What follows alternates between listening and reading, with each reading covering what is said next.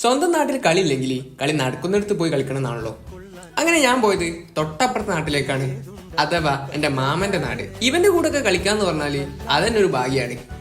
പിന്നെ ആള് കഴിക്കാനുള്ള കാത്തിരിപ്പിലാണ്. ഈ ഗ്രൗണ്ടിന്റെ ബാക്ക്ഗ്രൗണ്ട് അടിപൊളിയാണ്. ഇന്ന് രാത്രിയും പോയി പുൽപ്പറമ്പില്.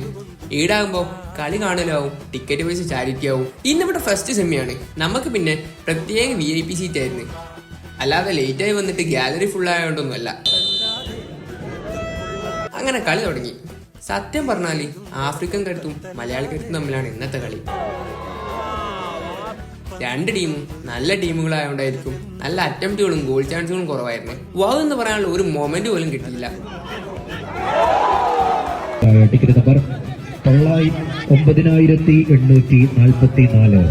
പിന്നത്തെ പ്രതീക്ഷ കൂപ്പണിലായിരുന്നു, അതും പാളി. അങ്ങനെ 0-0 സമനിലയിൽ എക്സ്ട്രാ ടൈമിലേക്ക് കളി നീണ്ടി. എനിക്ക് ഇത്തിരി തിരക്കുള്ളതുകൊണ്ട് തന്നെ ഞാൻ നേരത്തെ പോന്നു.